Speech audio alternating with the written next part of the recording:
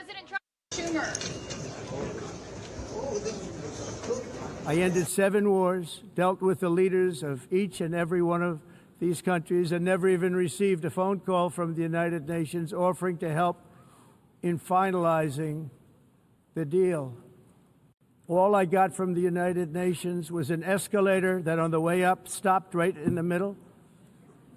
If the First Lady wasn't in great shape, she would have fallen, but she's in great shape. We're both in good shape. We both stood. And then a teleprompter that didn't work. These are the 2 things I got from the United Nations, a bad escalator and a bad teleprompter. Thank you very much. And we've virtually stopped drugs coming into our country by sea. We call them the water drugs. They kill hundreds of thousands of people. I've also designated multiple savage drug cartels as far as foreign terrorist organizations, along with 2 bloodthirsty transnational gangs, probably the worst gangs anywhere in the world, MS-13 and Tren de Aragua. Tren de Aragua is from Venezuela, by the way. Such organizations torture, maim, mutilate, and murder with impunity. They're the enemies of all humanity. And for this reason, we've recently begun using the supreme power of the United States military to destroy Venezuelan terrorists and trafficking networks led by Nicolas Maduro. To every terrorist thug smuggling poisonous drugs into the United States of America, please be warned that we will blow you out of existence. That's what we're doing. We have no choice. Can't let it happen. They're destroying. I believe we lost 300,000 people last year to drugs, 300,000. Fentanyl and other drugs. Each boat that we sink carries drugs that would kill more than 25,000 Americans. We will not let that happen. Countries and their borders. In 2024, the UN budgeted $372 million in cash assistance to support an estimated 624,000 migrants journeying into the United States. Think of that. The UN is supporting people that are illegally coming into the United States, and then we have to get them out. The UN also provided food, shelter, transportation, and debit cards to illegal aliens. Can you believe that? On the way to infiltrate our southern border. Millions of people came through that southern border. Just a year ago, millions and millions of people were pouring in, 25 million altogether over the 4 years of the incompetent Biden administration. And now we have it stopped, totally stopped. In fact, they're not even coming anymore because they know they can't get through. But what took place is totally unacceptable. The UN is supposed to stop invasions, not create them and not finance them.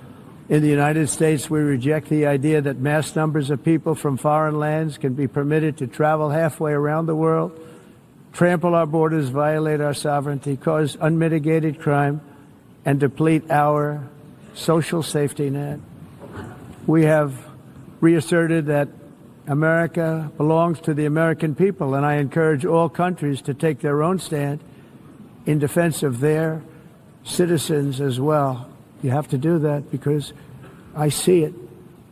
I'm not mentioning names. I see it, and I can call every single one of them out. You're destroying your countries. They're being destroyed. Europe is in serious trouble. They've been invaded by a force of illegal aliens like nobody's ever seen before. On our southern border, we have successfully repelled a colossal invasion. And for the last 4 months, and that's 4 months in a row, the number of illegal aliens admitted and entering our country has been 0. Hard to believe, because if you look back just a year ago, it was millions and millions of people pouring in from all over the world. Wow. All right, folks. What's up, everybody? It is Wednesday, and it's time for Pop and Politics. I'm KJ. Let me introduce you to my co-host. Of course, we have Shelly E. Hi. And Nicole Bennett. Hey, everybody. All right. Folks, before we get started, light this fire, do your part, tap that thumbs up, smash that subscribe button, and turn on your notifications. We are live on YouTube and Rumble. If you're on the go, you can catch us on Apple Podcasts or Spotify under the name Pop and Politics. We love our chat. We shout out every super chat. So drop your thoughts, show your love, and join the conversation that the mainstream media wishes didn't exist. This is not just a podcast. This is a movement of God-fearing, truth-seeking, America-loving people that value freedom. Stand with us and subscribe so we can amplify this rallying call for freedom. All right, ladies, let's set it off. Wow. I mean, it doesn't get any more unapologetically American than President Trump's speech to the UN. We're going to get into that. We're also going to get into Kamala Harris's peddling her pity book. She's been peddling her new book all over lamestream media and the leftist media. We're going to talk about that. That's Gavin Newsom's waging war on ICE. Also, Candace Owens continues to drag Charlie Kirk's legacy through conspiracy land. We're talking about that. And leftist moms to be are downing Tylenol on TikTok just to spite President Trump. You can't make this stuff up, but let's get into it, starting with Trump's UN smackdown. Shelley, what do you think of it? Well, considering that the UN almost made them fall down, it was right for him to take them down and smack them down. It was very apt for him to do so. I know many of us, millions of us know that was on purpose, because no organization that gets 13 billion plus of our taxpayer dollars should ever have any escalator or teleprompter go out of order. Certainly not when the president of these United States is on that escalator in our country, in our city, New York City. Should not happen at all. Not only that, I think it was sort of a mockery of him coming down the gold escalator. Yes. So they wanted to make him go up a broken escalator that we pay $13 billion for. That UN building, Trump is a builder. He should have it dozed over and rebuilt. Yeah, Nicole, what are your thoughts on that? Do you think it was on purpose as well? Of course. Absolutely. Shelley's 100% right. Apparently, they have an issue with Trump telling them that they need to step up. And as an American citizen, I can tell you that the UN is more trouble than it's worth at this point. Absolutely more trouble than it's worth. I mean, they can't even maintain an escalator. What are they going to do with peace around the world? Trump has done his part. He has solved all of these issues, skirmishes we know about, wars we know about, a few things we don't know about publicly yet. But he's done his fair share, probably more so than they have done combined. And they bring him to this raggedy ass building. Yeah. I don't blame Trump. He should have lit him up just like he did. Yeah. I mean, and if it was an accident, if it wasn't intentional, they should have had somebody carry him and Melania up the steps. I mean, this was ridiculous. It was pure foolery right there. But as you all said, President Trump went out there and he called out the UN's corruption and failures. He had no issue with, calling out the world leaders who had delegates sitting right in front of them. He had no issue with it. And basically, to me, if you were an American, if you were someone that loves America, then you felt like it was a strong speech and it was tough love to world leaders. And that's what it was all about. Folks in the chat, sound off. What did you think? Did you think, because some people, of course, in the mainstream media said that he went too far. It was rude. What do you think? I want to see what you guys say. Sound off in the chat. We have some super chatters here. All right, so let's see who we have. Thank you all so much. Kung Fu CJ. Hi, hello, Pop and Politics family. Let's make some noise. We're gonna get loud tonight. All right. Truth Stands with a $10 super chat says, just popping in to support. Thank you, Poppin' Politics and staff for all that you do. Christ is king. Yes, he is. Amen. And thank you. Yes, thank you so much. We appreciate you guys. We also, that's our QR code for our Cash App. If you want to support the channel that way, you can certainly donate there. Also, our merch store, folks. You know, speaking of how unapologetically American President Trump was to the UN during his speech, we have these shirts that say the exact same thing. Unapologetically American. We have shirts, we have hats. Folks, unapologetically American, and that's what we are. Great way to show your love for America, pro-America, America first. We have no apologies for our love for freedom, capitalism, 2A, and all of it. The Constitution, unapologetically American. You can get that on our YouTube page in all kinds of colors. St. Patrick's Day. No, Christmas is coming up, so you can get it in a cute red. I don't know why I said that. Christmas is coming up. Flip it over, please. On the other side, you can see it, unapologetically American, and definitely get your shirts. Great way to support America as we go into the holidays. All right, so as we mentioned at the top of the show, while Trump was laying out a vision on the world stage, Kamala Harris was making the rounds on daytime talk shows. And folks, let's just say the contrast could not be more embarrassing. Take a look. This is clip 4. This person and what we just saw in terms of a presentation at the United Nations. I talk about it. I talked about, remember in the debate? Yeah. They laughed at him the last time he was in front of the UN. Yeah, this time you remember just about, I don't know, several weeks ago, that meeting with Xi and Kim Jong-un and Putin? Yeah. You think they're not laughing? Oh, they are. As they create a new axis of partnership. What's happening? You bring people into the Oval Office. I have spent a lot of time in the Oval Office. I have spent time in the Oval Office with the president, receiving our allies and our friends from around the world. And consistently, we have seen Donald Trump bring people into the Oval Office, be they a United States governor or the head of a state of a friendly nation, and embarrass them and ridicule and demean them. That is not what a president does.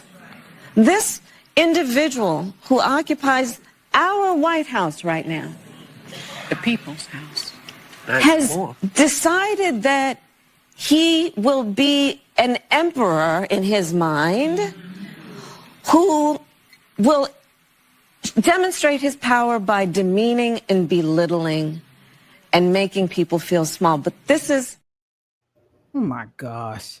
In his mind, this woman is annoying. She's so stupid that she's annoying. It's not even funny anymore. At first, when she was running for campaign, she's a candidate. It was funny. She was a joke. Now she's just getting annoying. Charlie, what are your thoughts on what she said? Bitch, sit down. Okay? That's what I'm gonna say. Bitch, sit down. Sit down. That's bitch. Sit down. Because she's not making sense. Number one, no, people are not laughing. We're laughing. Yeah, we're laughing with President Trump all the way to the voting booth, all the way to 1600 Pennsylvania Avenue. That's what we are doing. We are laughing. We are hysterical with laughter. We cannot just, we can't even contain ourselves. Number one. Number two, she really thinks she's saying something deep. That's how she comes, she's so emotive and all these gesticulations with her hands and she looks like a damn retarded person. Yes, I said the word retarded. I am not politically correct. I said the word retarded. That's what she looks like. And then they're sitting there talking about the people's house. You were in the White House. You were in the Oval Office. But what did you do? Nothing. You probably walked around on the carpet because it felt so soft and lush. Maybe that's what you did, because you didn't do a damn thing for the benefit of America and Americans. That's why you're not there. You can take this book tour all the way to Timbuktu, and it will not make a difference. And it certainly will not change the fact that you will never be president of the United States. Yeah. Nicole, do you think she's going to sell books? No, nobody. Listen, we lived through them days with her. We don't need to read about it, especially, that book is word salad covered up in ranch with some croutons sprinkled on top of it. She's insufferable. It's hard enough to watch the clip that we showed. I, like a weirdo, watched the whole interview. I don't know what was on my mind. I must have hit my head last night when I was asleep, but I watched the whole thing and my IQ has dropped at least 10 points trying to figure out what the hell she was trying to say. So she was in the Oval Office. Well, okay, so was I. I've been there, right? And she welcomed guests. Okay, you're the vice president. You were the vice president. Of course, you made no important decisions. You didn't do anything other than what most people do in the Oval Office is you stand there and wait for the president to address you. So you don't know what a president does because you've never been president. And God willing, you never will be. You never will be. I don't mean to poo-poo her dreams of political dominance. Maybe governor of California is in her future. That sounds like a much better idea than her continuing to peddle this drool. Again, it's not far enough out from that election for anyone to have forgotten what a complete and total mess it was on both sides of the aisle. Both sides of the aisle agreed that it was probably the worst campaign that we have ever seen for any amount of time. There are kids who are running for SGA president that run better than she did. And they don't have twerking Megan Thee Stallion and Cardi B without a teleprompter. I guess her and Donald Trump have the same issues now, no teleprompter, right? This thing is ridiculous. I know she needs to make the money because Tito's ain't cheap. But honey, there's got to be a better way. This book sucks. Yeah, Nicole, after after I eat a bowl of bananas, potatoes, and bread, my bowels run better than she did. Okay. This woman is awful. She's awful. Every time she speaks, it's the same recycled cliches and circular nonsense. She continues to bring up, and string together buzzwords like equity and community and shared values without even saying anything real. Take a look at this next clip, folks. This is her recycling the same talking points as she does this book tour. This is clip 5.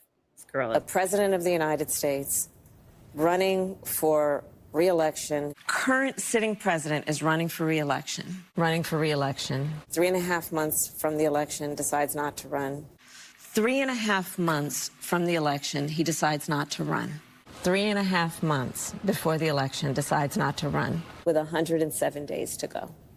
With 107 days. Yeah. With 107 days to go. And it ended up being the closest presidential election in the 21st century.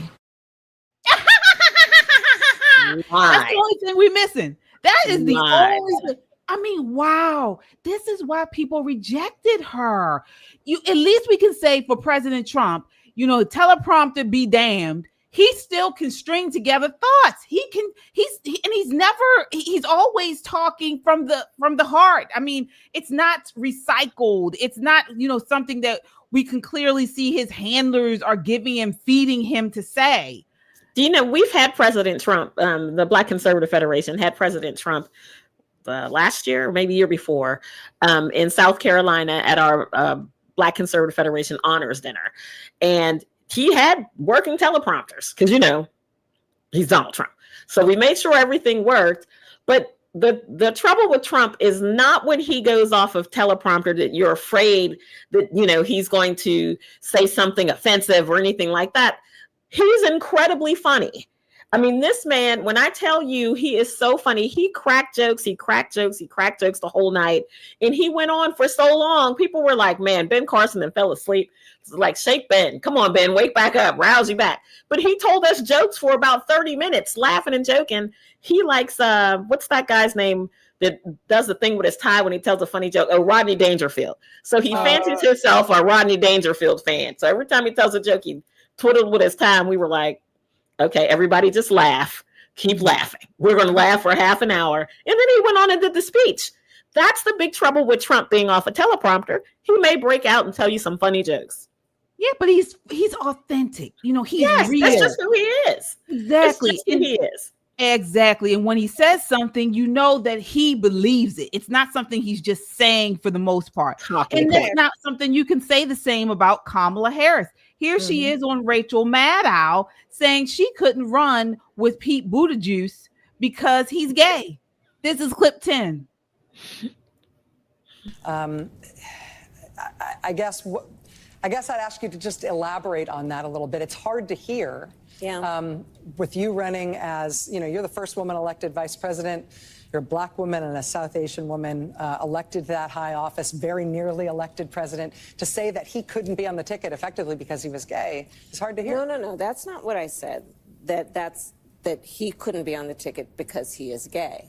My point, as I write in the book, is that I was clear that in 107 days, in one of the most hotly contested elections for president of the United States, against someone like Donald Trump who knows no floor, to be a black woman running for president of the United States and as a vice presidential running mate, a gay man, with the stakes being so high, it made me very sad, but I also realized it would be a real risk. No matter how, I've been an advocate and an ally of the LGBT community my entire life. So it wasn't about any prejudice on my part, but that we had such a short period of time. Yeah, you didn't want him running with you because he was gay. Say it. Even Rachel didn't even buy that. Rachel didn't even buy that. She, and the sad part about it is, it's not so much that she was lying. She actually believes what she said. Mm-hmm. She actually thinks it makes sense. So it's not even that she's lying. She can't even come. All she knows is 107 days. That's etched in her mind. Like she really thought she did something. What you did, bitch, was fuck up a whole lot of billions of dollars, and you still didn't get elected. Well, it's that. And her talking about Donald Trump has no floor. I don't think she's ever heard of Rick Grinnell. Right? Mm-hmm. Rick Grinnell's an incredibly powerful Republican, and he's very openly gay. We have the log cabin Republicans. There are lots of chapters all over the country. Maryland has a fantastic chapter of log cabin Republicans. And let me just say this. If you have an opportunity to go to one of their membership meetings, go. They have meetings, let me tell you, whitewater rafting, top golfing. I mean, their meetings are everything. Maybe we should invite Don Lemon. No. He would not last. At an LCR meeting. He would not make it. But, saying that Trump has an issue with gay people or insinuating that is absolutely repugnant. Absolutely repugnant. But it shows you where her heart is. The follow-up question, if Rachel Maddow had been an actual journalist, she should have asked her, said, then why not Shapiro? So let's call her out on her anti-Semitism, and so she can talk about the Democrat Party's Dearborn problem. Let's talk about Islam. Let's talk about it. How you needed to win that state, so you chose not to pick the ridiculously popular Jewish man from the swing state of Pennsylvania that you also needed to win. Tell me about 107 Days of Jackassery, because that's what that book should have been named. She made every cardinal mistake you can make in politics and thought her supposed color was going to carry the day. It did not. But the issue here is, and what's happened is, what their identity politics have turned around and slapped them in the face. Mm-hmm. So they lead with everything. I'm gay. I'm black. I'm this. I'm that. And so when it came time to picking a running mate, and she thought about Pete Buttigieg, all you think about is a gaping hole. When you think about booty juice, you think about a gaping hole, because all they do is talk about I'm gay, I'm gay, I'm gay. When we shouldn't think about that. We should talk. We should be thinking about the policies and, how are you as mayor of what is it, North Bend or whatever. But no, every time I think of you, I think about you, a gaping hole, a puckering hole. And so and this is the problem. This is the problem. But here we have in this next clip, Scott Bassett, who is in the White House administration. I didn't even know he was gay until today. Oh, yeah, he's gay.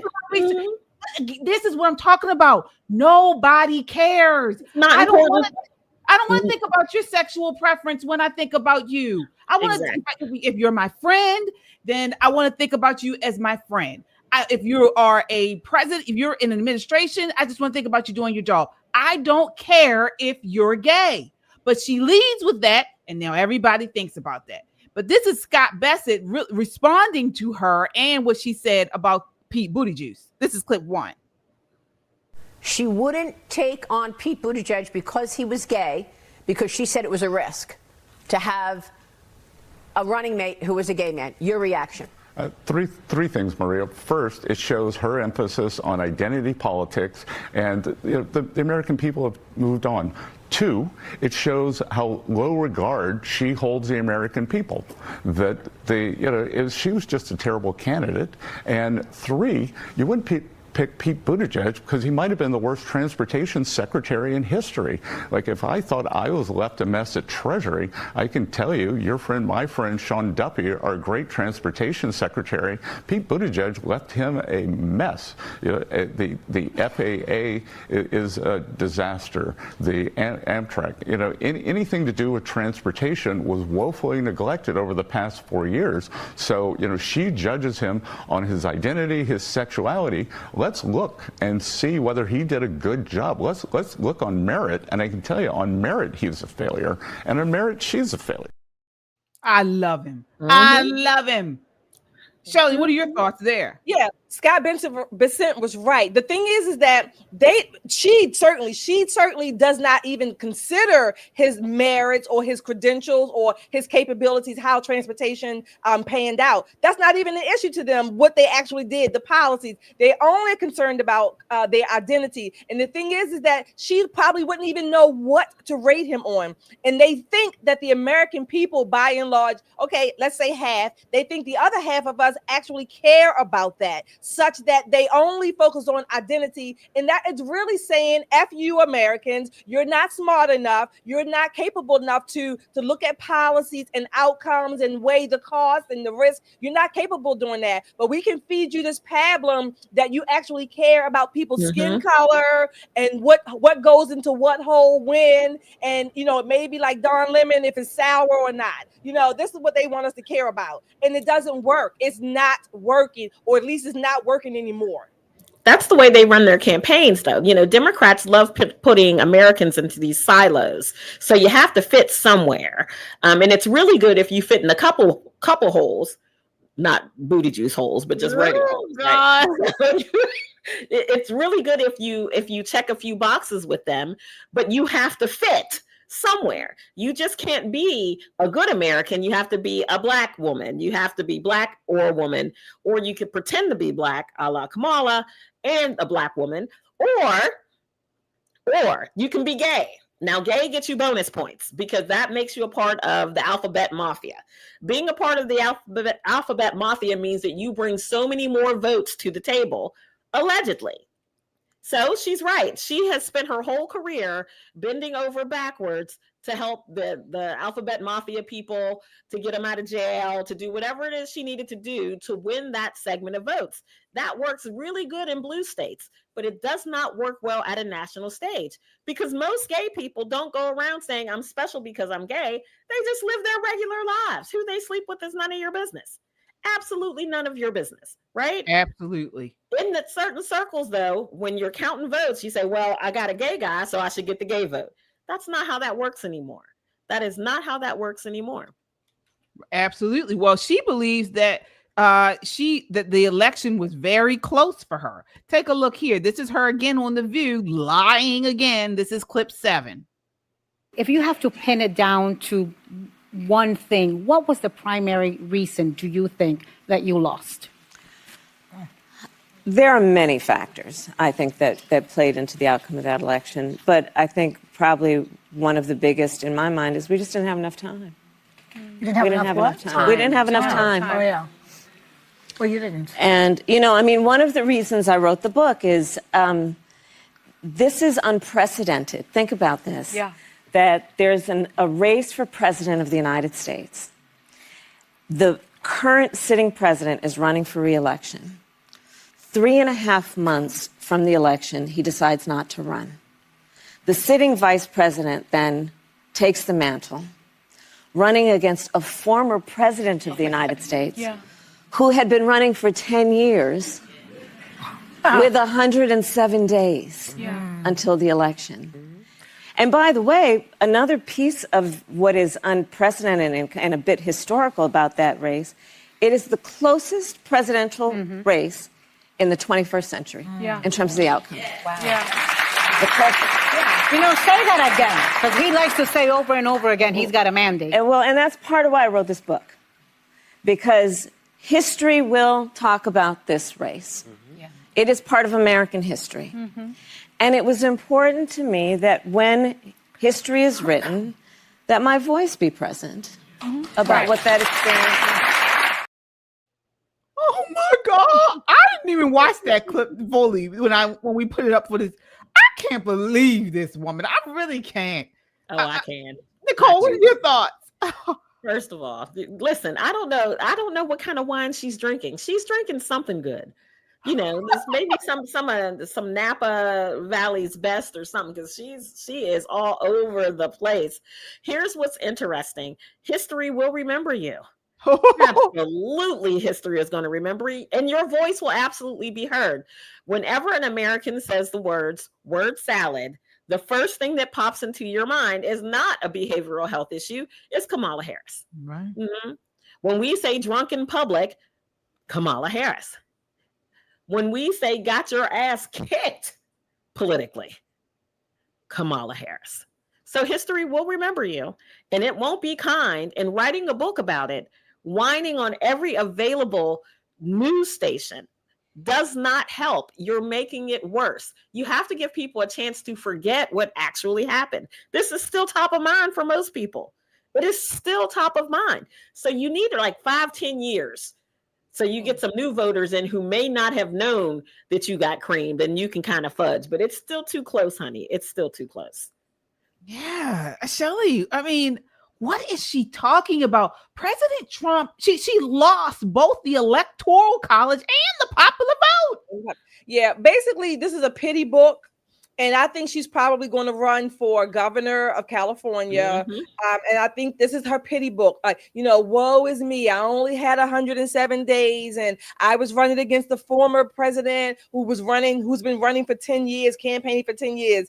Bitch, please, you don't need to run anywhere except run to your home, stay there, and put away all the alcohol, just dump it down the toilet, because she sounds crazy. She does not even come across as credible except for the fact that she actually believes what she's saying. So it doesn't matter. You lost. You're not going to be president of the United States. I hope you're not governor. But then again, California, you know what? You get to vote how you get to vote. But nevertheless, you were just not a great candidate. You and Joe Biden basically almost destroyed this damn country. Thank God for Donald J. Trump, that he's in the White House. And you will never be in there, not in office again, certainly. Thank you. Yeah, I mean, and you're exactly right, Shelley. She was not only a horrible presidential candidate. She was a bad vice presidential candidate. And when she was in the primary, the Democrat Party didn't even vote for her. She had to get out of the primary. If you all remember, when she was running against Joe Biden, she was doing so poorly. She got out before it was time to vote in her own home state of California because she thought she would lose the Democratic primary. She also swing states against President Trump. She lost Michigan, Wisconsin, and Pennsylvania. These were considered reliable for Democrats. I mean, What is she talking about? This is historic, and it is and it was so close. Right. Exactly. Yeah, Exactly. she's a mess. Somebody alluded to it, but I forget who it was. And I think it was JT or someone else in the chat just alluded to it. If she was smart, it was Kimmy Plans. If she was smart, she would have called out Joe Biden's incapability of running, his illness or his dementia, whatever the case may be. She would have called it out, but she was so quote unquote loyal to a fault, and she wanted to ignore, lie about his being demented, not able to hold office. She could have stepped into the presidency for at least half of the term, for the last 2 years, and maybe she would have had a better chance, because then she probably would have had some practice, if you will, however you say it. But she wasn't even smart enough to do that. And she went on The View, the same show where Sonny asked her that basic question, well, would you do anything differently? No, nothing comes to mind. Bam. Nothing comes to mind. She went right back on there with the hens who damn near destroyed her candidacy. You know what's interesting is she really didn't write this book for her fans. She wrote this book for big dollar donors, right? Because they're still pretty peeved. This gets a little toasty because she wasted a lot of their money, right? And what they are saying is she a viable candidate? Should I give her another check? And she's telling them, it wasn't my fault. All of these other things happened, and that's why I wasted your money on Cardi B not being able to tell us something from her cell phone. That's why I wasted all of this money. And, Cardi did bring in the young Black women vote. She did not. Meg Thee Stallion brought all the twerker votes. Sure did not. And Bruce Springsteen bought the old rocker vote. Maybe that's who voted for her in California. But the truth of the matter is she's trying to get the donors back in her corners. The same reason why she didn't burn Joe Biden when she had the opportunity to. Joe may have been crazy. He may have been demented, but he definitely had money in his pocket. He was a sitting president of the United States. He did what the far left told him to do. So the donors loved Joe, right? It wasn't until toward the end, when it was pretty clear that he had lost his mojo, so to speak, that they started jumping ship. But Kamala, who claims to be in her right mind, wasted their money. Wasted every single dime in the most embarrassing way ever, losing an election to their most hated boogeyman, Donald Trump. And now she wants to run again. So she's got to come up with some excuses as to why they need to write a check. Dare I say there's nothing in that book that's going to get her another check. Well, I hope from your mouth to God's ears, Nicole. Folks, thank you all so much. As you all come in, please hit that like button. We need you to do that. It helps to get our video out in front of a wider audience. And subscribe. If you are God-fearing, truth-seeking, America-loving person, please subscribe to us. That's us right here. And we're building a community. We lost a huge person, Charlie Kirk. As you all know, we've been covering that for the last couple of weeks. And right now, more than ever, we got to stick together. We got to, be with like-minded people who share the same values. And so if that's you, subscribe. All right. We have some super chatters here, folks. Thank you all so much. Let's see here. Dallas Delight says Kamala had more than 107 days. She's a liar. Yeah, exactly. She's a liar. She had 4 years, couldn't get her act together. Yep.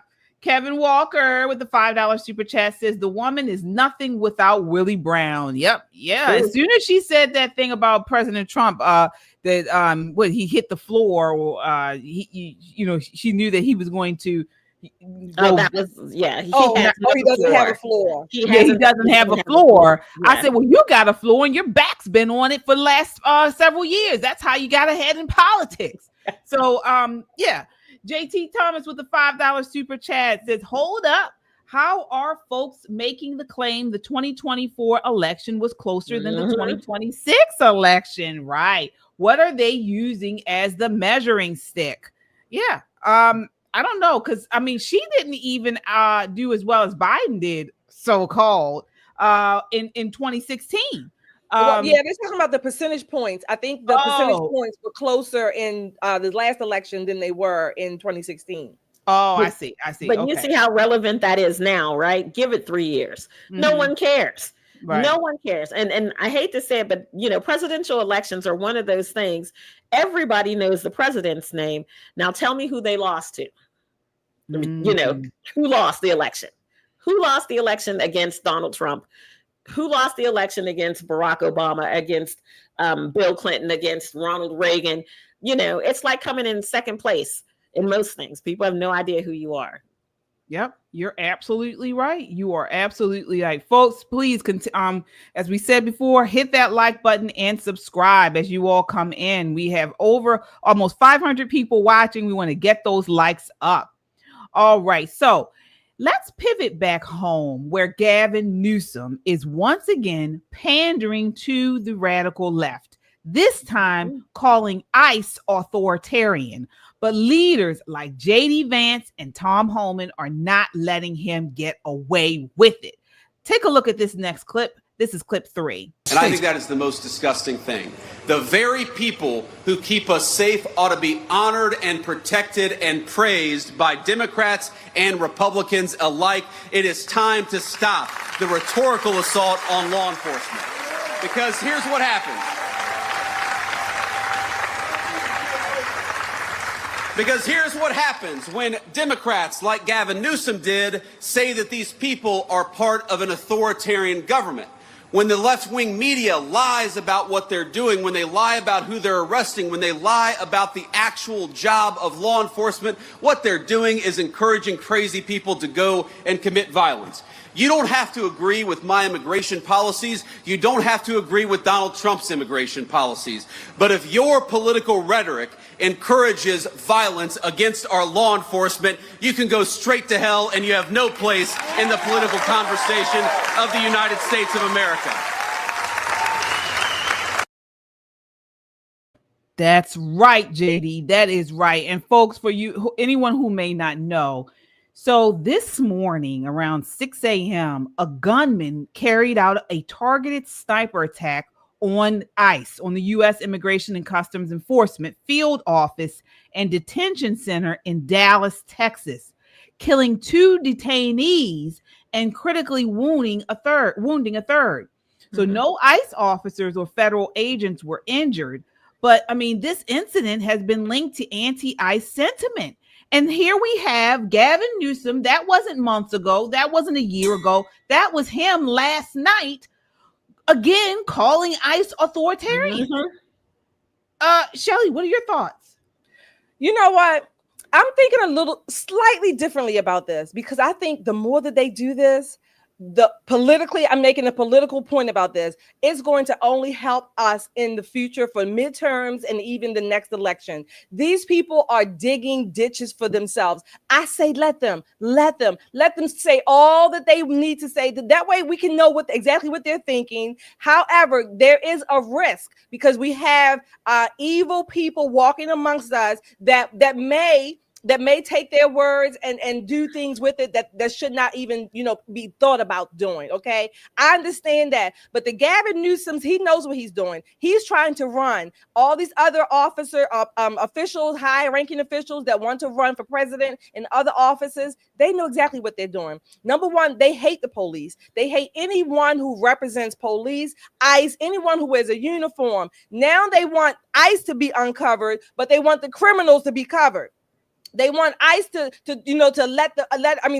not arrest, so they can release all the criminals with no bond, no bail, a revolving door to come out basically and still hurt the rest of us. If you vote for the Democrat Party, 99% of the time, 99% of the people, basically you're putting yourself at risk. Physically, financially, spiritually, politically, you are putting you and yours at risk if you do it. Yeah, that's what I'm saying. Absolutely. I mean, Nicole, we here in Maryland, I know for sure in Baltimore, and then I've seen on the news in California, in Philly, all over the place, they have these juveniles committing all types of robberies and break-ins and violence and assault in full shiesty mass. Okay. When you go through Baltimore City, all you see are a bunch of juveniles walking around masked, and with shicey masks on, where all you see is their eyes and hoodies and all kinds of things. Nobody says anything to them.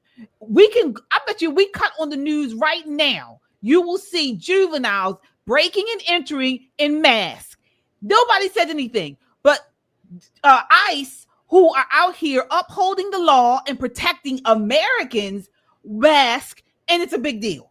I mean, if this is anti-law enforcement, I don't know what else is. Listen, Gavin Newsom knows damn well that his anti-masking law will not stand the test of time. It will not stand up in court. The Supreme Court ruled in, I think it was like 1887 or 1889 in a Nagel case that said local and state officials cannot prosecute federal law enforcement for doing their jobs while they're in act, right? So all of this is that they're masked and no one knows who they have a flak jacket that says police, real big. Right? Here's the thing. He's making a play for those soft new Republicans who just left the Democrat Party saying, oh, well, you went over there for one reason, but they're going to arrest Black and brown people. I am so sick of his paternalistic bullshit when it comes to Black and brown communities. Hear me very clearly, Gavin, very clearly. You have never been Black and or brown, and all the tanning in the world is not going to buy you my culture. It is not. When we say we have a problem, homie, there's a problem. There's a problem when you see 21 juveniles walk into a Lululemon. They go in there and clean the store shelves out. Mm-hmm. And we're supposed to turn a blind eye to this crime. You go to a CVS in Washington, D.C., everything is behind plexi. Everything. And it wasn't the homeless stealing. It was sure enough wasn't the federal workers stealing or the tourists stealing. It's the kids that come there in between school. They run up the metro escalator, jump the turnstile, and help themselves to anything that they want because there was no law enforcement. They get a slap on the wrist and sent back home to the same parents who weren't taking care of them in the first damn place. Something has to be done. We need to get very serious about crime. We need to get very serious about immigration in this nation. And he's not that guy. He's an absolute clown. Yeah, he is. And guess what? Tom Homan feels the exact same way. Take a look at what he had to say today. This is clip 6. What can you tell us about what happened in Texas? Well, this morning, a lone gunman was targeting an ICE facility in Dallas, Texas. It's where aliens are processed, either for removal or transfer to a facility. Again, it's the third shooting that's occurred in Texas against immigration officials. And we had a shooter show up at a Border Patrol facility and open fire trying to kill Border Patrol agents. He was killed by agents. Then we had a group of people show up with weapons at an ICE detention facility in El Dorado, Texas, and tried to kill ICE agents. And they did shoot one officer, a local police officer, who was also responding to the scene. And now we have this today where a lone gunman stood at perch and opened up on ICE during a transportation transfer. And we know we have at least 2 dead, and officers are uninjured. And it later was announced by Kash Patel that one of the bullets had an anti-ICE slogan on the bullet. So this was clearly a targeted attack against ICE. Wow. My heart goes out to all those in law enforcement. I have several friends and family members, some I know that work for ICE. And I mean, it is so dangerous. And to have our leaders, our elected officials also out here perpetuating this rhetoric, it's causing even a more dangerous situation. It's criminal. It should be criminal. I don't understand how they're allowed to get away with this. I understand free speech, but I mean, they're making their jobs a lot harder, and they continue to demonize law enforcement while criminals and illegals thrive. Yep. Yeah. I mean, ultimately, it goes back down for the most part of how each state people in each state vote, who you vote for, because some states you're going to vote for the prosecutors or the state's attorneys, I should say, the governors, the local officials. So who are you voting for, and why are you voting for them? If you're voting because they're feeding you the pablum, or your skin color, and you need all this government assistance and your identity, whatever that may be, then you're voting based on the wrong things. That's just the truth. You are voting based on the wrong things. How about voting on whether your state, your city, your country is safe? How about voting on your financial interests, your educational interests for your children, your communities? How about voting on things like that? I mean, that's just it. That's what runs a nation, or that's what keeps us as a nation, our cities, our states safe. When you have the governors like Newsom and Hochul in New York telling you all this stuff that they don't want cops, however they word it. They're anti-cops, and they want the ICE agents to be uncovered and doxxed. That is putting all of us in danger, because the illegals that are coming here, we've already seen it. They're slaughtering our people as well. They're slaughtering Americans. They don't give a damn. Many of them don't. Ship their asses back to Sudan, Ethiopia, El Salvador, wherever they need to go. But they are against us as well, and they don't belong here. Now, after we get rid of them, we still need to work on getting rid of, out of office, I'll say, the people who are Americans and occupy positions of influence and power that is really killing us, literally killing us. Well, wait a minute, Shelley. You just said what you named: Sudan, Ethiopia. Where else did you say?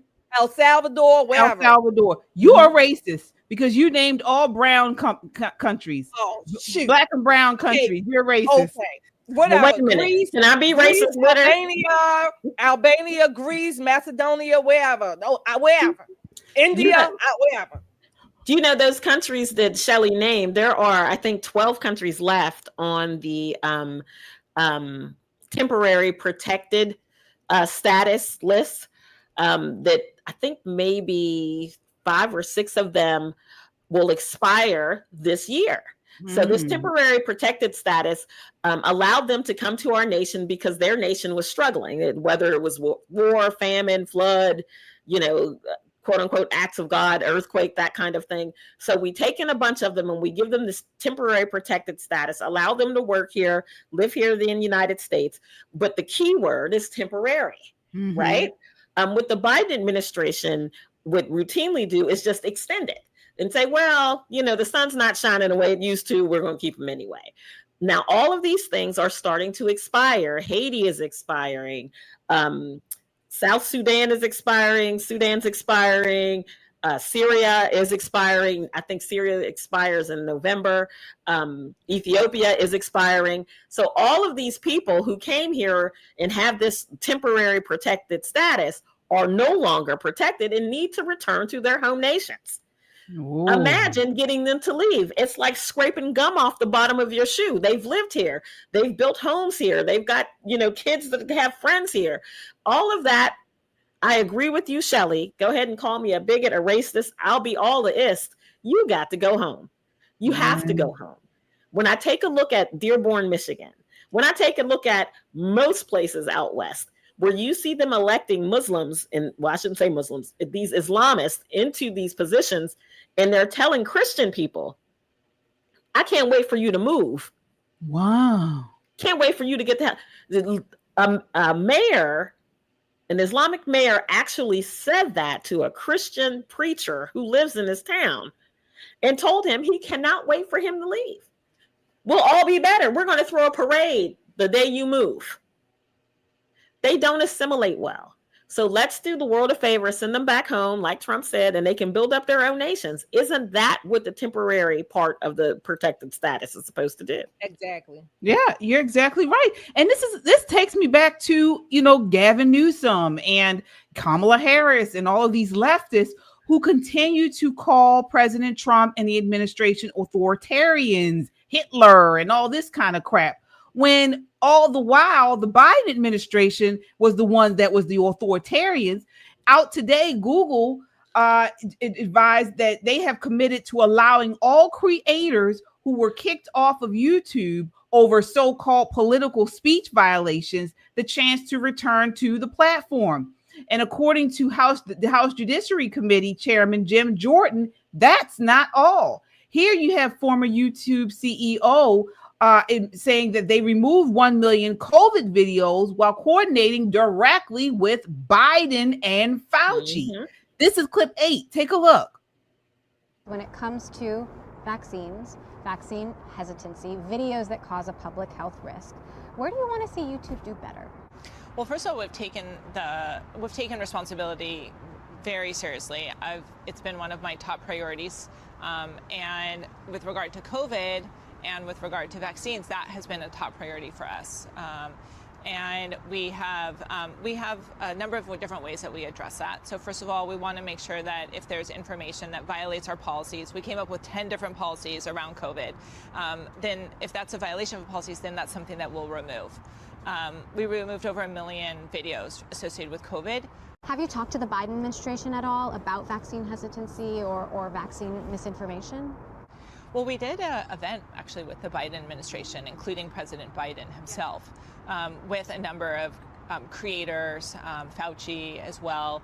I wonder if there's anything that you see in the way that anti-vaxxers behave on the platform, if there are any data or insights there that could be helpful to people understanding where they're coming from. I mean, we try to understand what are the different ways that we can break through.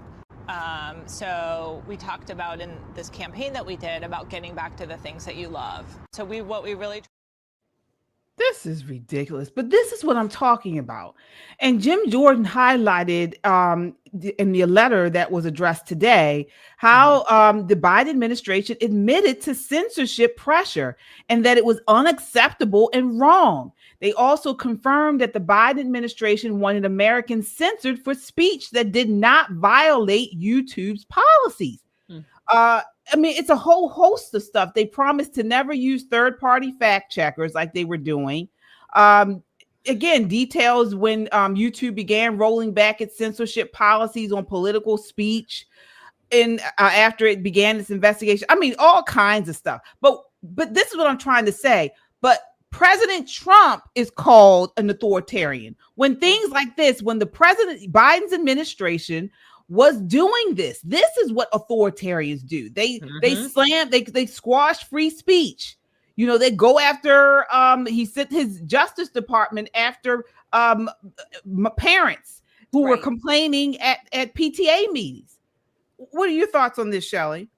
Yeah, so first of all, always remember that whatever the left accuses another of doing, that's what they're doing. Okay, that's just it. That's easy. Whatever they have accused you of doing, or the other side, that is exactly what they're doing. That's number one. Number two, it does not surprise me. I mean, we actually lived through it during the scamdemic.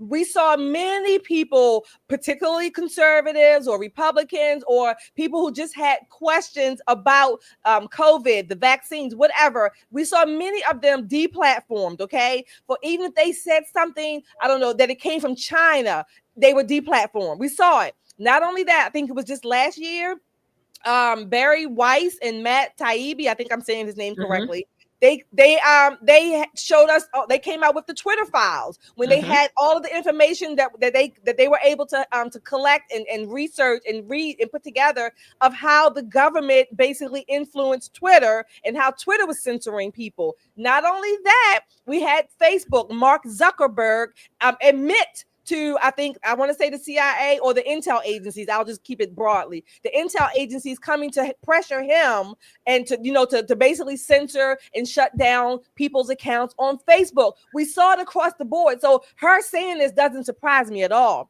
What we need to be careful about, Americans, we need to be careful. And I don't care what side you're on. This is, we need to make sure that in our efforts to, I'm going to say call out, which we have a right to do. Call out if you want to say shame, whatever. In our efforts to do that and sort of fight back, quote unquote, we need to be careful that we are not allowing the government to police our speech. We don't want to give up our rights to that degree. I don't care who you disagree with.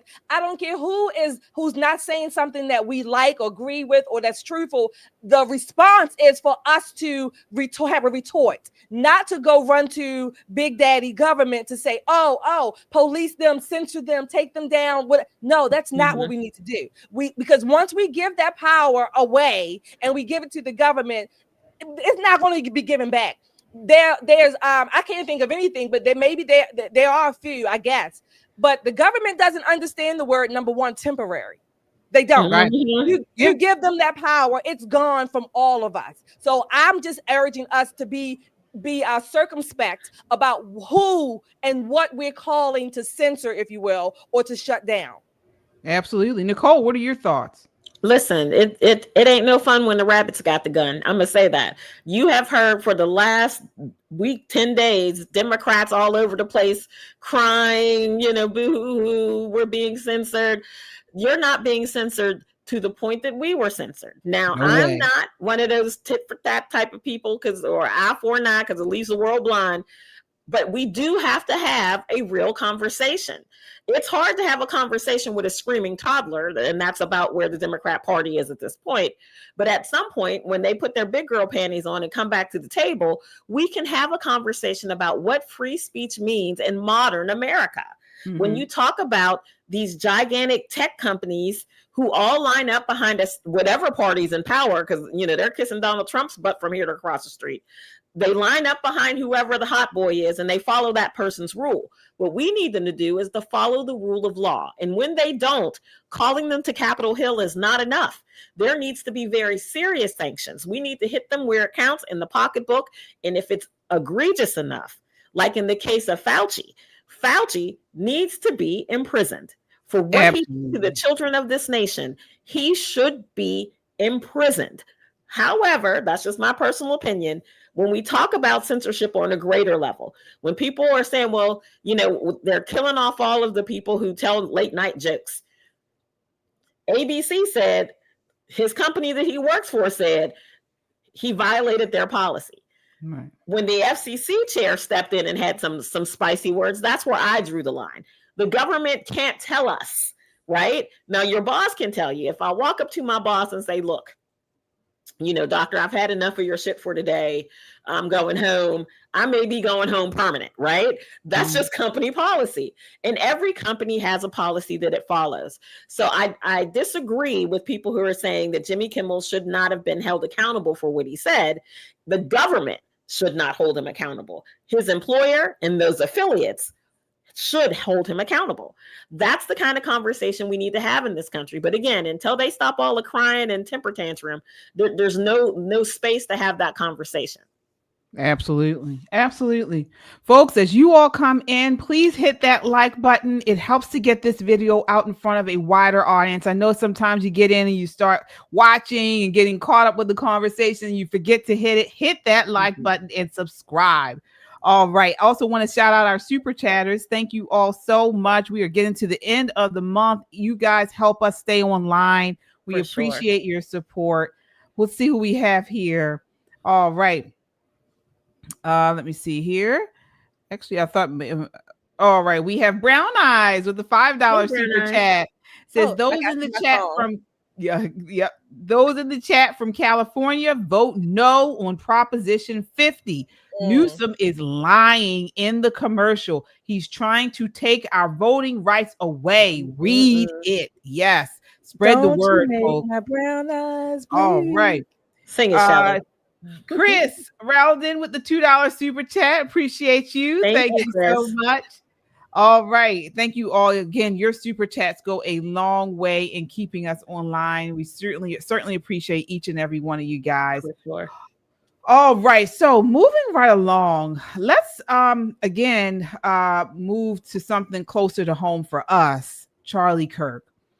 So we just finished talking about how the left has been pushing lies and, twisting the truth. I wouldn't even say conspiracy theories. I would just say they're just pushing a lot of rhetoric and just lies.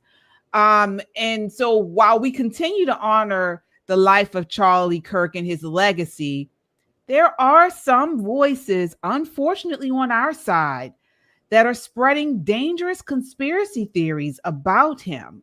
Not only about his assassination, but about his beliefs, his company, and so on. And this is Candace Owens, folks. But Charlie's business partner and friend came out today and shut her down. Take a look. This is clip 2. You were the closest to him. You knew him the best. I'm just so sick of some of the misconceptions and things that people are saying online. And I just was like, you're the person to just let's get the truth out there. Charlie was definitely on the brink of changing some of his perspectives. And I can tell you factually, Charlie was praying the rosary. Charlie was going to mass. He was speaking about Mary. And typically when those steps start taking place, you stop referring to yourself, as I did, as a Judeo-Christian. She's posted a photo of her and Charlie and the kids in mass before. And somebody in the comment section said, oh, are you guys converting? And she said, no, we just like attending sometimes. So she herself had said no. Yeah. Was he becoming Catholic? No. But he really loved Catholic mass. He had some really big theological hangups with that. You can go check the videos out, him debating with Michael Knowles, in good fun. I mean, they were dear friends, but they loved kind of debating the whole Protestant versus Catholic thing. The truth is that Charlie was under immense pressure and he was facing financial threats over his shifting stance on Israel, over who he was hosting. Because Turning Point was built by Zionist money. Turning Point was built by the Israeli donors. Charlie was a friend of the Jewish people and a friend of Israel. Did he have opinions about the prosecution of the war, he thought their PR was abysmal, thought they were doing more harm than good in many ways for their own cause. So all of those things were true. And he was upset that he couldn't express those things freely without all of this pressure coming down on the organization. But,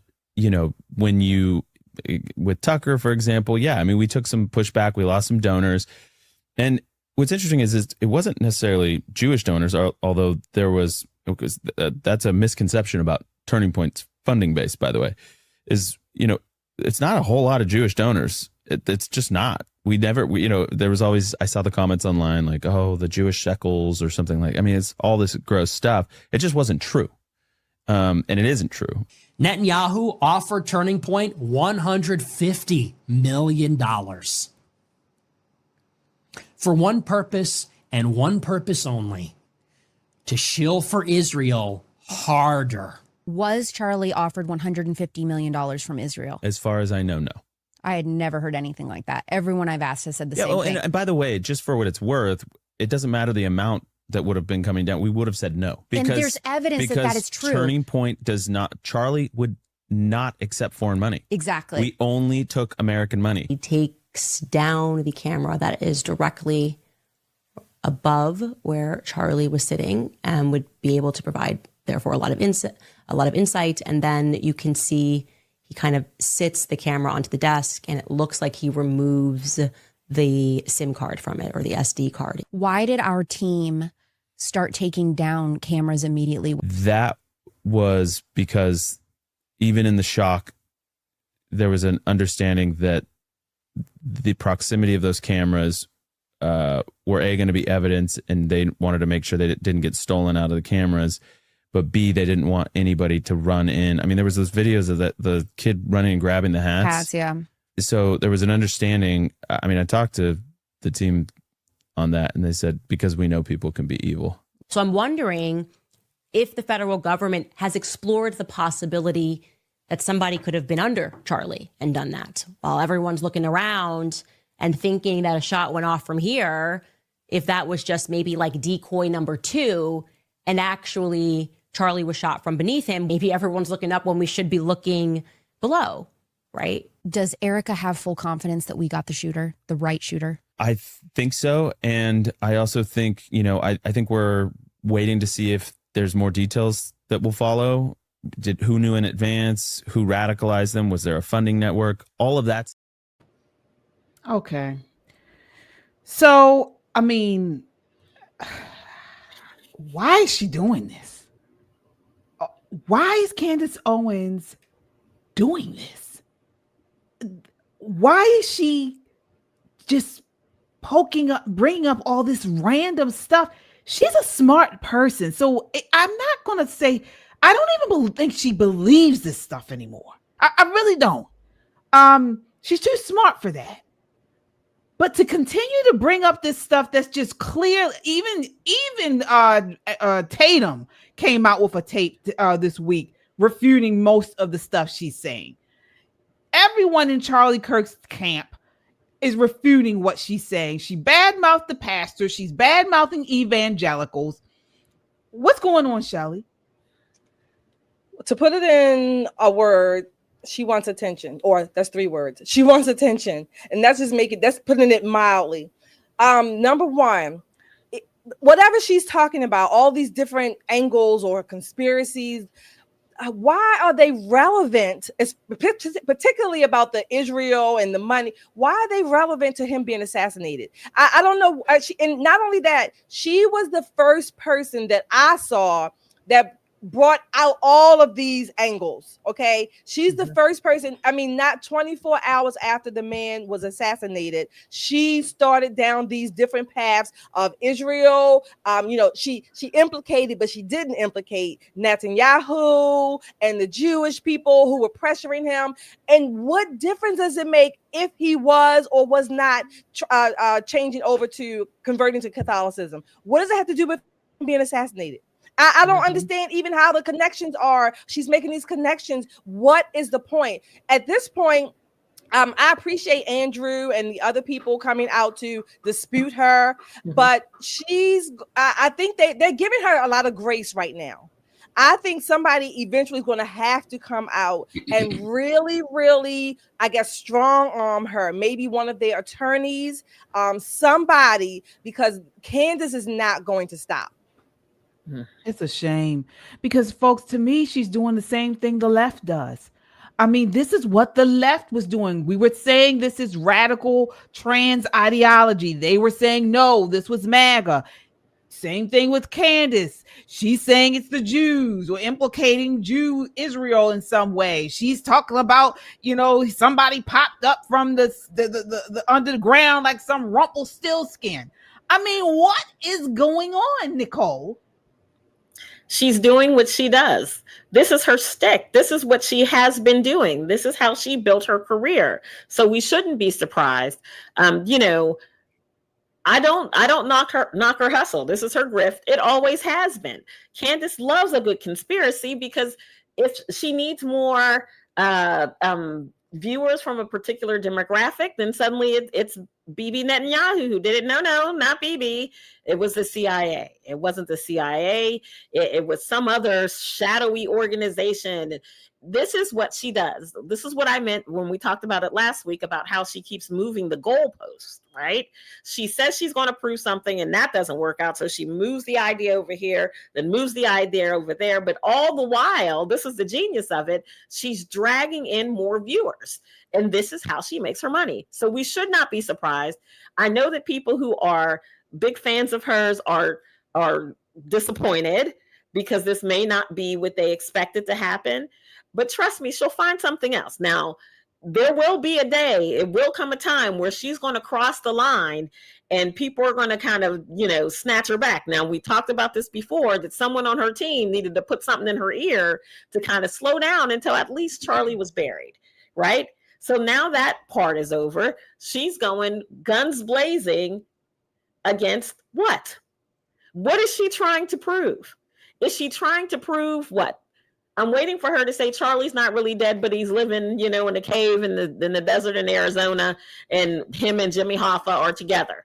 She's going to come up with something to make it about her and not about the significant loss that everyone who knew Charlie, who loved Charlie, has suffered. It's just what narcissists do. All right, folks, we have breaking news just posted on the New York Post. Brigitte Macron has provided DNA evidence and a massive photo of her vagina. So I want to ask, firstly, do you all want to see it? This is the proof we've been waiting for, and Candace Owens is done for. I'm not going to wait to see her vagina. That's not been on my list of things. I've been waiting for Santa to bring me a G-Wagon, but not a vagina. You know, not been. No, ma'am. I'm joking. I'm joking. The blood test will suffice. The blood test will. You say no. I would not. No, ma'am. No, ma'am. I have no desire. Oh, KJ. I'm joking. She did claim that she's submitting the evidence, but we gotta wait and see. We won't see it, but we'll see the genetics. Oh, we'll see it. If there's something to be seen, we'll see it. But it's interesting that Candace said that she would never want that case to be dismissed, is moving for the case to be dismissed. Again, this is the moving goalpost. Nicole, you made the point, like you said, you're not upset about her grift. I'm not upset about anybody hustling, making money as much as they can. What I don't like is that she is using other people's pain, if you will, and she's sort of digging in the knife. It's almost gratuitous, right? She's not just critiquing or analyzing. She's using someone else's pain for absolutely no reason. It doesn't even it's not even what's the word? It doesn't even have any proof or validity to what she's saying. She reminds me of almost the conservative version of what's that lady's name that was sued by Cardi B? Tasha somebody. Oh, Miss Cleo. No, that blogger, Tasha something. Tasha somebody. Right. I know what you're talking about. She's just talking, she's just gossiping or whatever, gratuitously, and not even considering that what she's saying could be false or what she's hearing could be false. Yeah, it's really sad. I've said this before. This is heartbreaking because Candace Owens had so much potential, and she was just a force for the conservative movement and for the Christian movement at one point. And now I'm starting to believe it was all a lie. It was all a grift from the beginning. I'm really starting to believe that. But again, she's doing the same thing the left has been doing, and it's just shameful. It really is. It really is. Particularly this, when so many people were mourning Charlie Kirk, and for her to just come out. I mean, not only did she question the assassination, but she also questioned Charlie Kirk's legacy, questioned what he was saying to all of us, to millions of people online, on video. She tried to say that he didn't really say that. He didn't mean that. And that what was happening was he was doing something else, that he was being really accusing him of grifting, because she was saying he was bought by the Jews and Israel and all of that stuff. So it's really sad.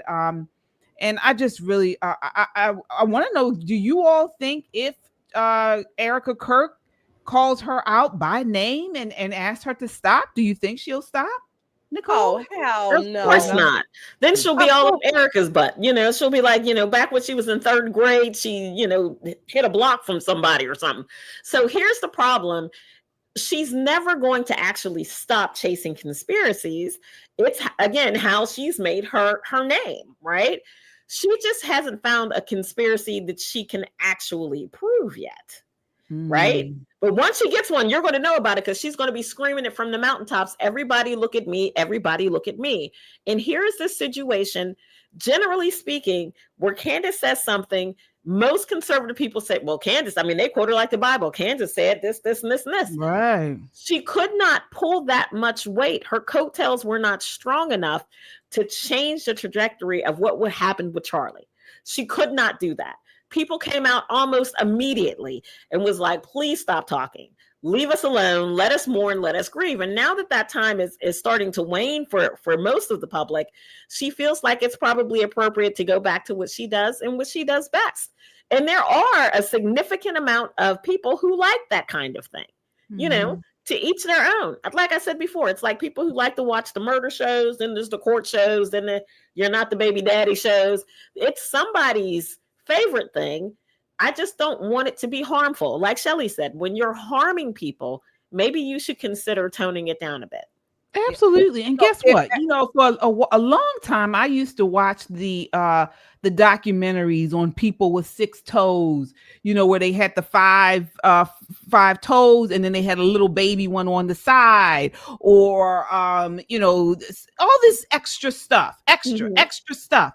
And this is but it becomes a time when that stuff gets old, you know, when you don't want to watch that kind of stuff no more. You get sick of seeing feet and toes and two-headed, you know, the two-headed twins and all this type of stuff. This is what Candace Owens has become. She's become Miss Cleo. You know, she's become, you know, this circus act. And you know, it's just too much. It really is. If Erica comes out and says something to Candace, whatever, publicly on the pages or whatever, Candace is going to love it. That's exactly what she wants. She wants that. And I think, well, no, I'm not going to say I think, but for now, at least, Erica is grieving, okay? And again, I'm glad that she has other people sort of, you know, in her corner and fronting for her, so to speak. But the day that she does, if she comes out, that's going to be all Candace wants, because that's going to, you know, she's going to take it to a whole different level. She is not going to stop. Yeah, I don't think Erica's going to address her. I don't think so. I think Erica's, at this point, she has her plate full and she's on an absolute mission to make sure that her husband did not die in vain. And small pebbles on this ocean floor is not going to make a difference to her. And at this point, Candace is very much behaving like a small pebble. Yeah. Well, we have some super chats, folks. Thank you all so much. We really appreciate you. Let's see what we got here. All right. So we have Brian Harkins says they are the demon crap party. Absolutely. Laura, OMG, it's terrible. Thank you. Kevin Walker with the $5 super chat says Candace has been smoking whatever Kanye was smoking, allegedly. Yeah. All right. Laura, folks are coming out of the walls talking about this man, Charlie Kirk. Rest in peace. Absolutely. Thank you. Kipper14 with a $20 super chat. Thank you, Kipper. Says, love your channel, smart, beautiful ladies. Thank you. Thank you so much. Hey, Josh with a $20 super chat. Says, oh, hell no. I don't want to see the badge of any of the dusty women from the EU or NATO. I know. All day, sir. I don't want to see it. What's this? What's this? What in the world is that? I'll tell you later, KJ. I'll tell you later. Oh, okay. I never seen. You never seen that? You never seen people? No. Little clap. Okay. All right, folks. So, speaking of gynecology, we got to end the night. You won't believe this. So, after Trump warned about the dangers of Tylenol during pregnancy, some radical leftist women decided the best response was to film themselves taking Tylenol on camera. You can't make this stuff up, folks. Take a look. This is clip 11.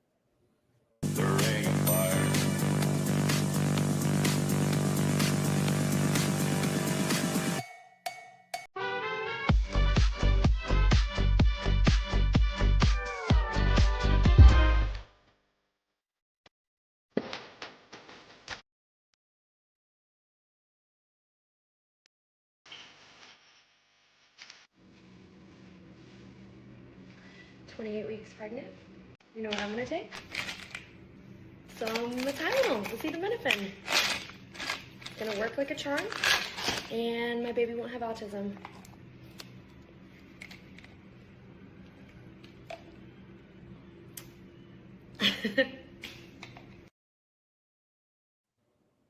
This is what they're doing.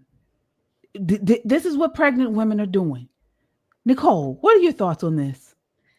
How dumb are they? Yeah. That you hate a president enough to risk the health of your unborn child. And where the hell are the men who made him pregnant? Because I'm telling you, I would have an issue. This is not new. The warning not to take acetaminophen during pregnancy is not new. It is well publicized. This is basic. They tell you, Tylenol tells you not to take it when you're pregnant. They tell you this. But you hate this man enough to risk autism, the future of your child, your child's neuro connections, right? You're willing to risk all of that for a TikTok? Is that what you're doing? There should be, for those 4 women that we saw in the clip, there should be 4 men who are making videos, sticking their fingers down these women's throats to get them to spit up the damn Tylenol. These children belong to these men, just like these children belong to these women. I would be outraged if this was my significant other putting our child at risk to make a political point for somebody who's never going to see it. Because guarantee you, Donald Trump is not going to watch her pregnant ass TikTok. It's ridiculous. They should be ashamed of themselves. Yeah. Shelly, what are your thoughts on that TikTok? So outside of the foolishness of taking any medication just to spite, I guess, Donald Trump and whomever else, that's just foolish in and of itself. But like I said the other day, I was trying to be clear. One of the reasons I was trying to be clear was that I knew that it could go all over the place, okay? It could be taken out of all over and people would just, Tylenol's all bad. Number one, if you're pregnant, you shouldn't take any medicine unless it's prescribed, and you have a physician that you're talking to, or obstetrician, that is for a very specific reason, for a very specific time, again, at the lowest dose possible. Okay, that's just normal, talking with your doctor. Number 2, what President Trump and that team were saying the other day, which I didn't say this the other day, but I don't think they did a good job explaining the data and the research. I think it was too much of a fun fest, if you will. I don't know how else to describe it, but it was not as they should have been much clearer. And I don't believe they should have let President Trump lead that press conference. Okay. President Trump is going to be President Trump. He's going to suck the air out of the room, any room, but the physicians should have come forth with much more clear information, the do's, the don'ts, the whys not, why nots, and give the information about so people can have resources. Now, they did say, talk to your doctor. They did say that. Talk to your doctor if you need to take it or whatever you need to take, but talk to your doctor. They are just foolish on those women. They're just foolish. They're doing it for clicks. They're doing it for clicks, and the crazy thing about it is, I would never wish ill will on any pregnant woman. Being pregnant is hard. Having a whole other person living inside of your body is a very difficult situation, especially when you're still working and you have all of your regular demands on your time and your energy. I don't understand, after sacrificing so much of yourself, so much of your body, so much of your spirit and your mind, why you would risk it for a 15-second clip. Why you would risk the life of your unborn child, any kind of damage whatsoever. Most pregnant women go way out of their way to make sure they're eating right, getting enough sleep, getting their folate and folic acid in, making sure they're exercising. You got a laundry list of things that you're doing. Why undo that? It just does not make sense to me, but it does show us how leftists will do anything to try to make a point. Yeah, these women are sick. And it's not even about leftism. It's about Trump. Folks, we've said it multiple times on this show. Trump derangement syndrome is real. It is real. And these people have it. They are obsessed with President Trump. They will be obsessed with him probably to the end of their days. We have a social contagion on our hands. And these people, they're just, it's really, it's demonic. It's sick. I mean, this is crazy. And, I wouldn't expect anything less from a culture that pushes abortion on demand. They don't give a damn about these kids. They really don't. And they don't care about their well-being, really. Everything is for clicks. Everyone can be bought. They're putting their unborn fetuses in danger for likes and clicks and things on TikTok. That's exactly what they're doing. So it just shows how idiotic and just nutty the left is. It really does. So we will continue to follow that story. Yeah, it really is. Let me see here, folks. All right. So we will be back on Friday night. We will be back. Until then, Where you can check last night was the All American Talk Show right here on the Metro Conservative Media platform. So you can check them out at All American Talk right here on the Metro Conservative Media platform. They were going over the trending news. They did a story on Baltimore City. Definitely check them out there. They had a huge show about Baltimore City and in the Westmore, who we've told you about, is running for he's going to be running for the president in 2028. And so definitely a great show to check out. And then what do we have here? Tomorrow night you can catch me on the KJ Christian Conservative. All right, you can catch me on KJ Christian Conservative, where you get where we talk about news and pop culture from a biblical perspective. So we've been on a roll there. So definitely check us out at KJ Christian Conservative tomorrow night at 9 p.m. All right. And then we will be back on Friday at 9 p.m. Poppin' Politics. All right. And then, of course, you can check out Just the Guys podcast at 6:30 on Saturday. So Saturday, Just the Guys podcast at 6:30 p.m. All right, folks. Thank you all so much for watching. Final thoughts, ladies. I'll start with you, Nicole. Final thoughts, stories that, is there a story or an issue that you feel is not getting enough attention, but it should be, and you want to let our audience know they need to start looking into it? Absolutely. This is a hot button issue. This thing is smoking. Now, there are going to be some people in the chat who are going to come for me, but let me tell you something right now. There are 90 days until Christmas Eve. 90 days. Do the math. Santa did not bring me my G-Wagon last year. I'm going to need y'all to blow up his socials and look here, Santa. I was almost a good girl this year. I got real close. I think maybe 56% good girl. I should get the G-Wagon this year. With that said, you guys should be ordering all of your Christmas stuff now. Order your Christmas things now. Go ahead and get your Unapologetically American hoodies, t-shirts. That way you can clear off half your list and still support the channel. Don't waste a moment, because before you know it, I'll be telling you, don't be mad at the messenger. There's only 30 days left. Don't be mad at the messenger. Christmas is tomorrow. When y'all all out try to power shop at Walmart, get your stuff now. That way you can relax and coast into the holiday season. Absolutely. Absolutely. Excellent. Shelley, what do you think? Is there something that's, a story that people need to know about that they aren't hearing about? There's not a thing that comes to mind. Well, don't buy that book for Christmas. Don't buy that one. No. Actually, I want to just remind you all, if you all are interested out there in our chat land, TPUSA, they are having a lot of college tours and events.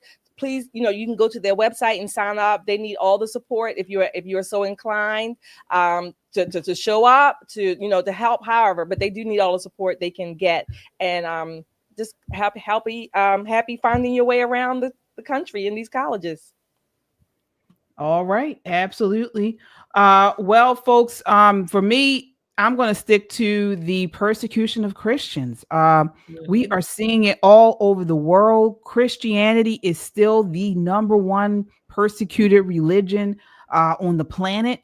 There are people that are dying just for, carrying Bibles, for worshiping Christ. They are unable to do that in some countries. And, we need to start sounding the alarm on this. We hear people like Candace Owens and, other people, bad mouthing Israel, bad mouthing Jews. But folks, the number one persecutor of Christians is radical Islam. So we got to start sounding alarm on this. And Judeo-Christian nation of America, we need to sound the alarm and push back on it. And that's what I do on Christian Conservative. So that's what I want to talk about. Also, before we let you guys go, there's a breaking news. Looks like they're having, actually, as you mentioned, Shelley, a college talk going on right now with Megyn Kelly. She's a lot of conservative pundits are doing college tours in the place of Charlie Kirk, and this right here, she went in on this. Take a look. I want to know why you support a president who contributes to the rhetoric that got your friend Charlie killed. We saw his rally recently. He said, "I hate my enemies." Stephen Miller said similar things. How can you support him when he contributed to what got Charlie killed? Assumes facts, not evidence. What you said is not true. 70% of political violence is committed by Republicans. Okay. Look it up. That's not DOJ just pulled it. The DOJ just pulled it from their website. DOJ just pulled the study from their website because they're delusional. That's not true, because it just pulled it. Look it up. Once you pull pulled it from their website. Once you pull the crazies out of there, it is overwhelmingly left-wing violence. Google it. We have had every single person in the audience. Google it right now. You know, this is how we get here. So first of all, let me take on the first part of the premise of your question, that it was President Trump's rhetoric that led to an assassin killing our friend Charlie Kirk. That's a blatant lie. It's a defamatory blaspheme, and it's inappropriate in this setting. That's not what I said. We know. Yes, it is. No, I said he contributed to the political atmosphere. Well, then you have no point. Then your point is utterly empty. Contributing to the atmosphere. This guy was, let's just make clear. This guy was motivated by leftist ideology. We know it from the bullet casings. We know it from the Utah governor. We know it from his own mother. Yes, we do. Let's be really clear on that. Even if that's true, so then you're saying, because let's say this guy's a leftist, even if that's true, does that make it okay for the sitting president of the United States to incite violence against liberals? The President of the United States has not accepted violence against liberals. The President of the United States made a joke at the Charlie Kirk Memorial, which was funny and self-deprecating. It was on the heels of Erica Kirk saying she, in an extraordinary moment, forgave her husband's killer. He and let me finish. And then President Trump got up and, making a joke, playing off of what Erica said, he said, "We disagree. I need to do better. Erica's going to try to convince me, but I'm in a different place." And that's completely normal for a politician to be thinking about his political fights. And by the way, Trump has every right to loathe his enemies. They tried to put him in jail for the rest of his life. They tried to bankrupt him. They tried to put his family in jail. They And tried they to tried to kill him. Criminal. Wait. Okay, now you go. Thank you for your time. Okay.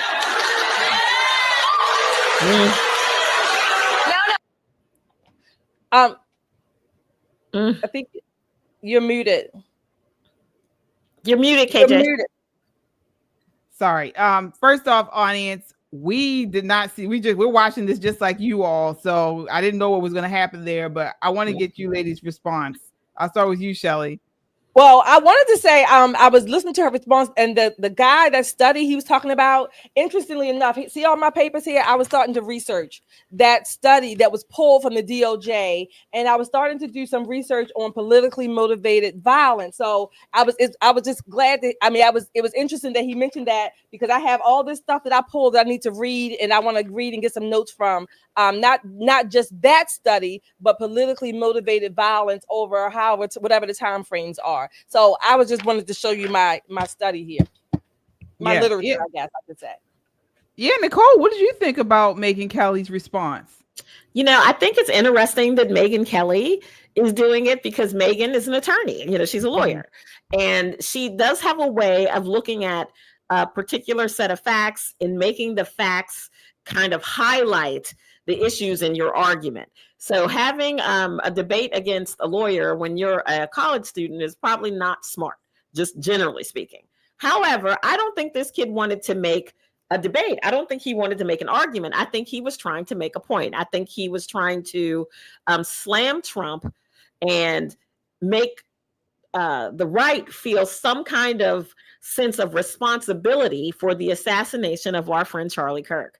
It's not going to work. It hasn't worked for the attorneys that work for the Democrat Party, as they tried to do that from the day of the memorial all the way up to this morning.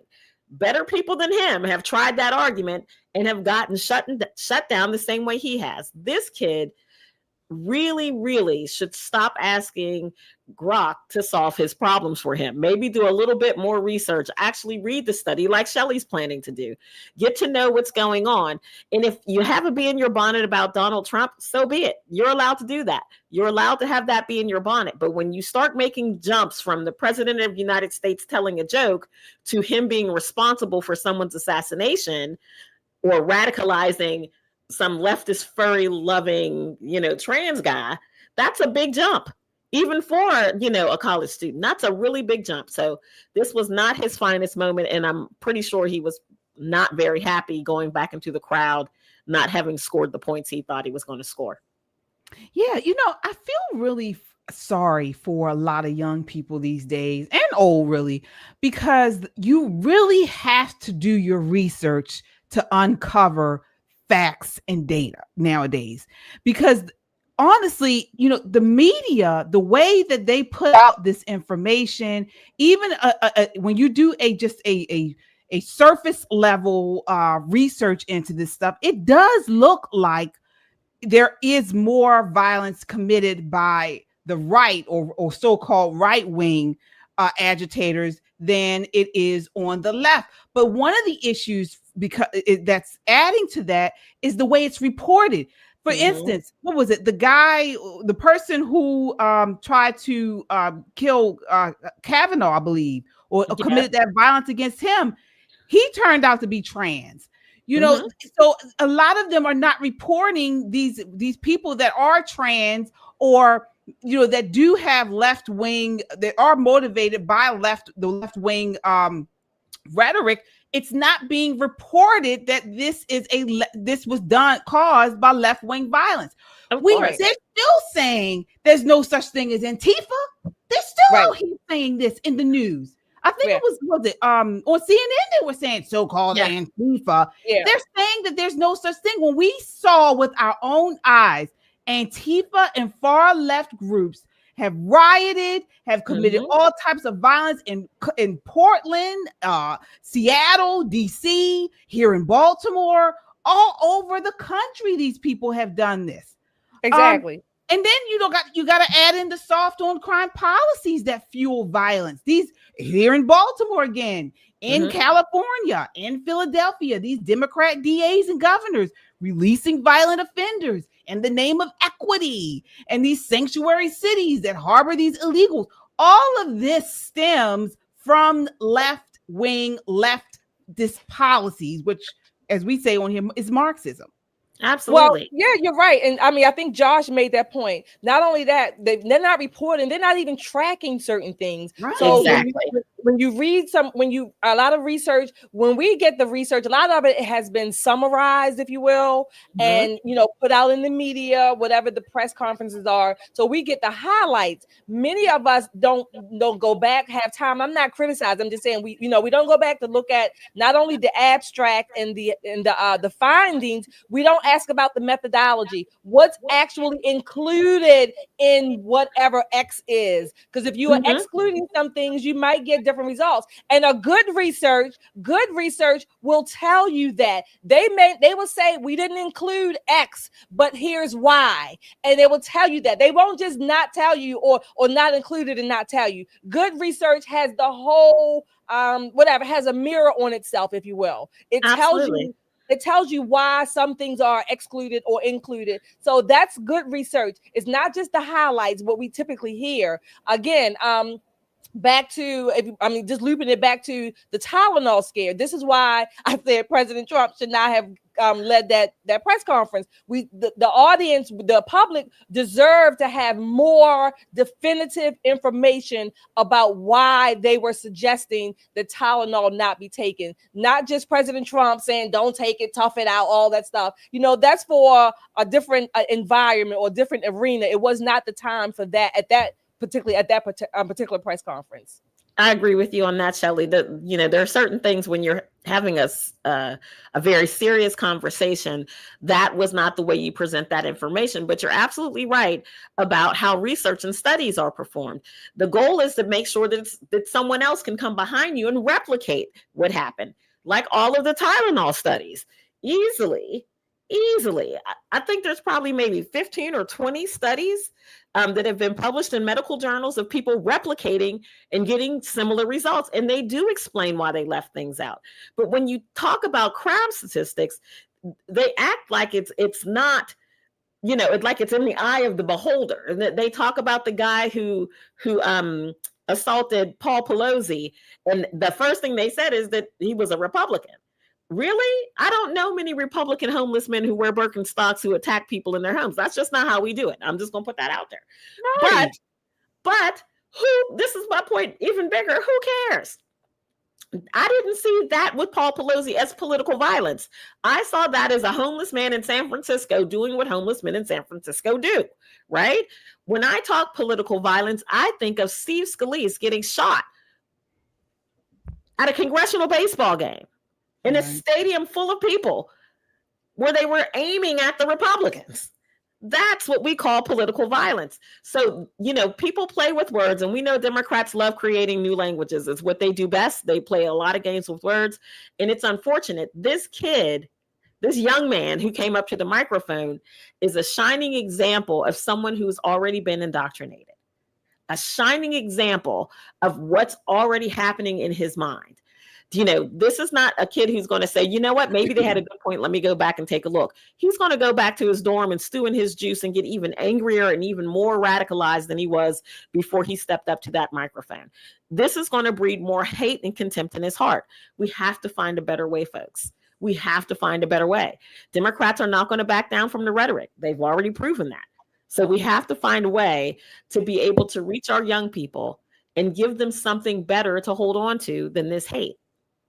Yeah. And folks, it's not random. And I'm glad that President Trump is looking into that and talking about RICO when it comes to people like Open Society and things like that. These people are organized. They have money. They're being funneled money, and they're being put into these different organizations, these different NGOs all over the country. It's systemic. Violence is the left's weapon because they can't win on truth. And basically, it's time we call them out. It's political terrorism. That's what it is. Left, right, up, down, whatever you want to call it. It's political terrorism. We have to call them out. And I love that they're doing this on these campus tours, continuing Charlie Kirk's legacy. And that's why we do what we do on this channel as well. All right. So that does it for us tonight. Thank you all so much for watching.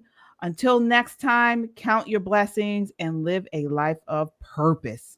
Good night. Good night, you guys.